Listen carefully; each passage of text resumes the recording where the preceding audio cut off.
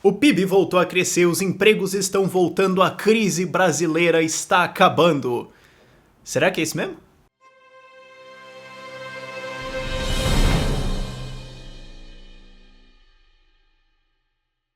Como sempre, a gente tem um jogo de estatística muito interessante saindo aí, que mostra que o Brasil está se recuperando dependendo de onde você tá e dependendo do setor, e a gente não consegue exatamente ver isso, e é isso que eu quero mostrar nesse vídeo pra você. Porque assim, saiu agora o relatório do segundo trimestre do Brasil, o PIB cresceu 0,2%, voltou a crescer, olha que bonito, e o Michel Temer tá usando isso, todo o governo dele tá usando isso, falando, olha só que coisa bonita. E antes de tudo, eu sempre lembro vocês que o governo Temer tá usando a economia como refém. Ele tá envolvido com tudo, esse cara tem que ser retirado de lá, tem, meu Deus, minha Nossa Senhora. Mas ele tá falando, olha, é o seguinte, vocês não gostam de mim, eu provavelmente sou um bandido, provavelmente roubei uma puta grana, todos os caras estão comigo também, mas se você me tirar, a economia volta pra crise e vai ter desemprego de novo. E você não quer isso, não é mesmo?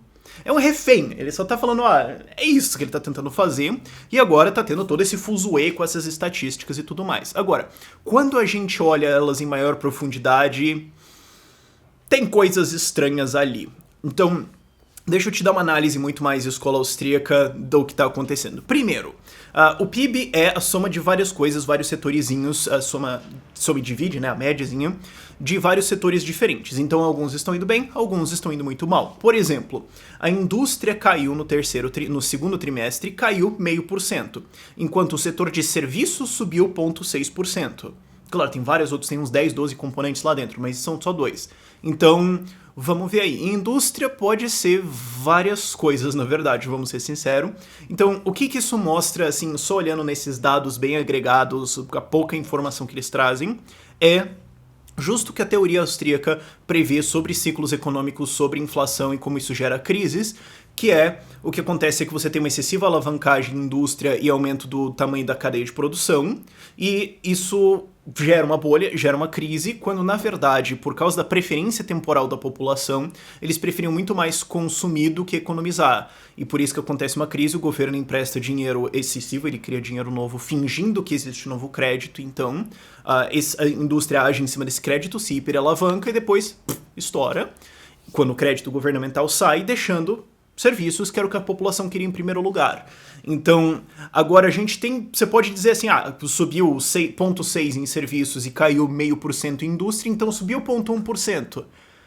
Depende, se o seu emprego é um emprego especialmente especializado na indústria, não tá bom pra você.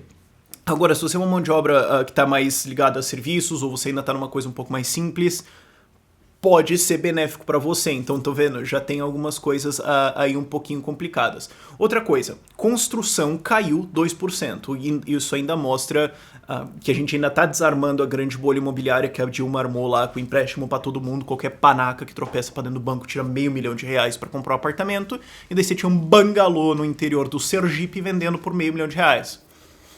É o que deu. Então a gente ainda tá com isso aí voltando, e tem que cair mesmo porque não tava certo. Todo mundo que lembra dos canteiros de obra pra todo lado no Brasil em 2011, 12, 13, sabe que aquilo lá, todo mundo da indústria sabe que aquilo lá tá errado. É muito fantástico isso. E também, agora no segundo trimestre, acabou aquele puta boom que foi a agro no primeiro trimestre. Porque o primeiro trimestre, o PIB do primeiro trimestre, cresceu 1% porque a agro cresceu 13,4% e levou todo o resto nas costas. Porque era ela positiva e todo o resto indo pro saco, aí você tira a média e o PIB cresceu. Então por isso que eu falei, quando eu analisei o PIB lá atrás, que eu falei, olha, é o seguinte, o Brasil cresceu se você é um agricultor. Se você trabalha na indústria de Minas Gerais, não sei, filhão, aí eu acho que talvez você não fique sabendo dessa retomada de PIB aí. Uma outra coisa que está sendo comemorada é que agora retomou o consumo das famílias. Eles adoram esse termo. É um termo politicamente bonitinho, né? O consumo das famílias. Não é dos indivíduos. Indivíduo é. Mas é a família. Aí fica mais legal, né? Eles falam, não, o consumo das famílias subiu aí 1,4%. Olha que coisa boa. É o primeiro crescimento desde 2015. Mas também, e o próprio artigo que eu uso de fonte, que é do Valor, várias pessoas admitem isso, não é uma sacada minha. Você também teve o saque do FGTS, então é mais dinheiro no bolso das pessoas, que elas gastaram em consumo. Então, Não é que isso é uma alta constante, é só uma cartada que você tirou do bolso, jogou na mesa, e é isso aí, cara. Acabou. Então agora o que vai acontecer no próximo trimestre? Pode ainda ter um efeito residual disso? Pode. Quarto trimestre? Talvez. É uma coisa contínua? Não. Não é. Mas você pode fazer um argumento aí dizendo que, olha, então, se você dá o FGTS para as pessoas, tira da mão do governo, porque caiu de fato o gasto governamental nesse PIB. Se você tirar isso e dar para as pessoas, as famílias vão consumir, isso é bom para elas. Você pode fazer esse argumento. Eu não tô fazendo ele, mas você pode tentar começar a fazer essa construção. Pode dar bom, você tem que olhar os dados com mais cuidado e ainda assim é meio... mas... Dá pra ensaiar isso aí. Outra coisa também é que a inflação caiu bastante. Então você tinha uma expectativa grande de inflação no Brasil para esse ano ainda, especialmente quando a Dilma não estava empichada, agora a gente fez um ano do impeachment dela, e talvez o fato que a inflação baixou tenha colocado dinheiro no bolso das famílias e elas tenham conseguido consumir mais por causa disso. É um argumento mais razoável. Sim, dá pra você querer fazer isso aí, ok. Mas o fato é, as pessoas não estão 1,4% mais ricas para que elas possam consumir mais em cima disso, e a gente não sabe nem se esse consumo veio de dívida de cartão de crédito ou qualquer coisa assim, que é como tá acontecendo nos Estados Unidos. Tipo, o consumo das pessoas tá igual ou subindo, mas também os salários estão estagnados e a dívida privada está subindo, então... consumo no cartão de crédito não é uma coisa exatamente boa no longo prazo. Não tô dizendo que é o caso aqui no Brasil, mas você tem que cuidar muito com esse tipo de número aí quando você tá fazendo essas análises, senão você pode se enganar. Agora, visto o cenário, o que isso tudo quer dizer? Que o Brasil está se realinhando. A gente está saindo daquele Brasil da fantasia, do boom imobiliário, do boom da indústria, do BNDES para todo lado, que era um crescimento de indústria e construção, etc. Que não é o Brasil e não vai ser o Brasil, não é a característica... eu não gosto muito desse argumento assim, mas só para reduzir, não é a característica do Brasil. É um país muito mais de consumo, a gente não gosta de economizar tanto dinheiro, a população não economiza tanto assim. Então é um país que vai se orientar muito mais para consumo e pequeno consumo do que grande indústria e fazer construções gigantescas. Não é isso, a gente tá se realinhando para o que era.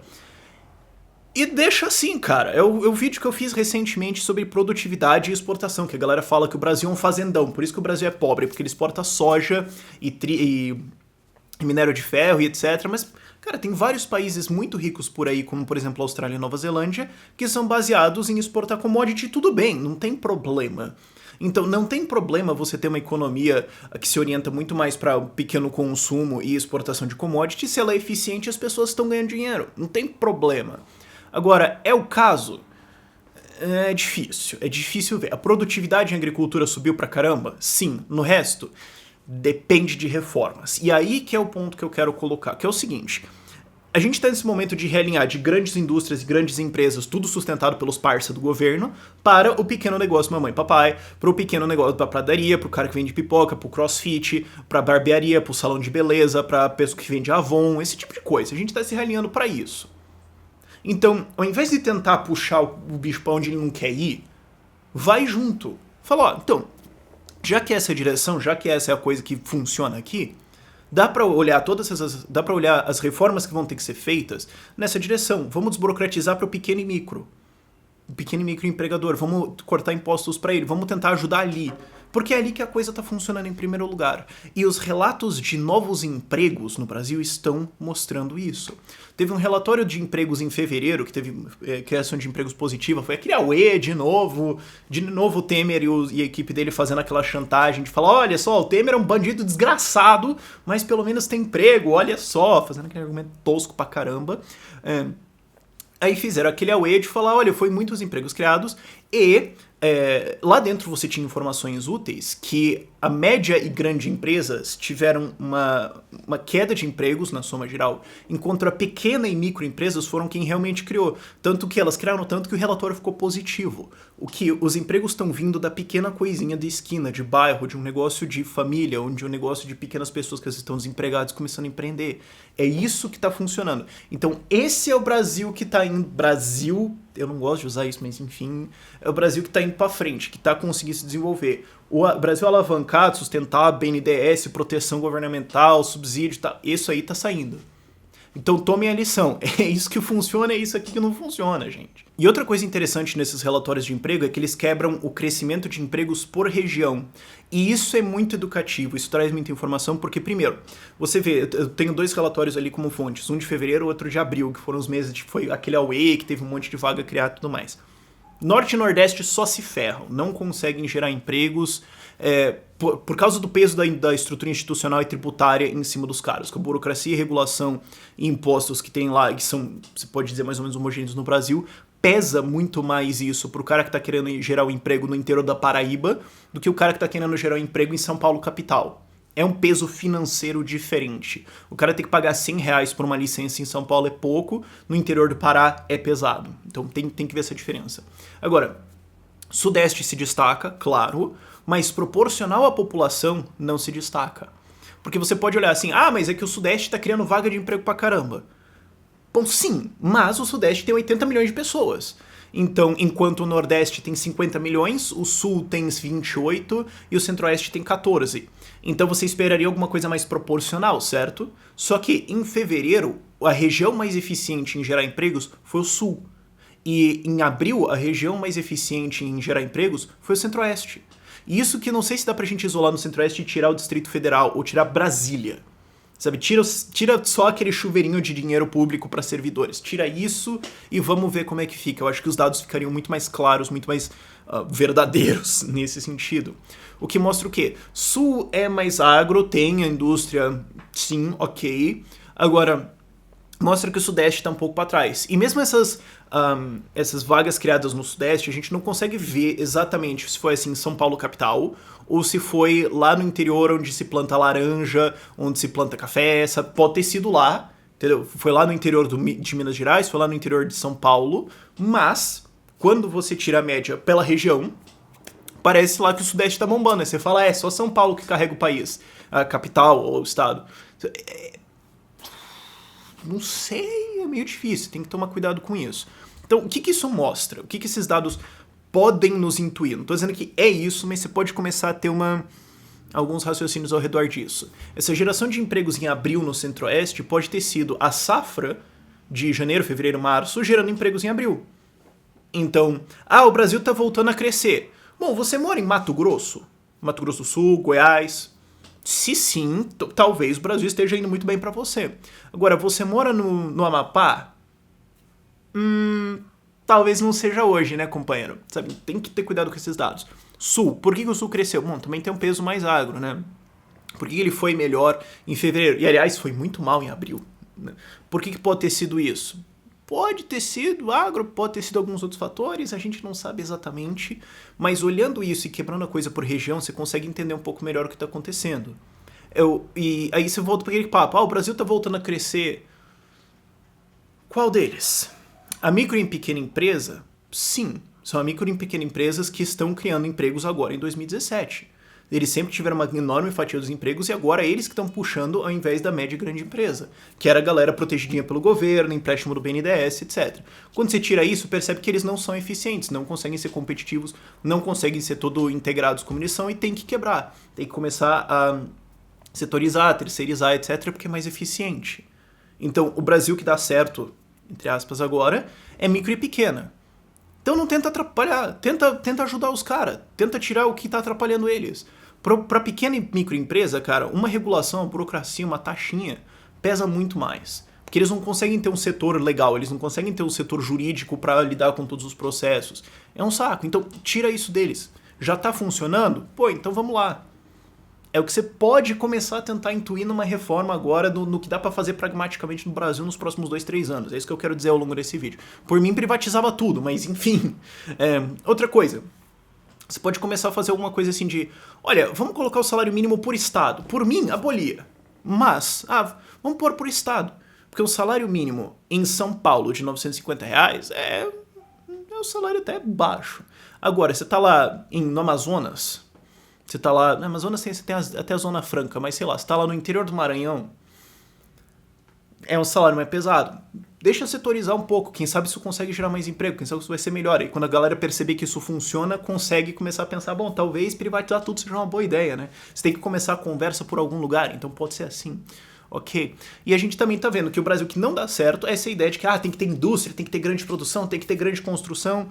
Pô, se você quer que tenha isso, você vai ter que ou fazer toda essa loucura de financiamento de BNDES, o que significa que você vai ter uma década perdida a cada década, ok? Dá pra fazer. A gente já viu que não funciona, dá uma desgraça gigantesca e tá numas Odebrechts e JBS por aí. Ou você vai ter que mudar a estrutura institucional e tributária. Não tem jeito. Você vai ter que fazer com que seja mais fácil para essas empresas grandes conseguirem se sustentar sem precisar ficar chupinhando político. Se você fizer essa mudança, quem sabe a gente tem um retorno aí da média e grande empresa. Se não vai ser o país de pequena vendinha, do pipoqueiro, da academiazinha, do estúdio de pilates. E eu não tenho nenhum problema com isso. Eu só acho estranho que um monte de gente tem porque, eu esqueci atraso. Acho bobeira isso. Mas enfim. Espero que isso tenha sido educativo pra você. Algumas fontes de leitura vão estar lá na descrição pra você. Por este vídeo é isso. Tchau, tchau.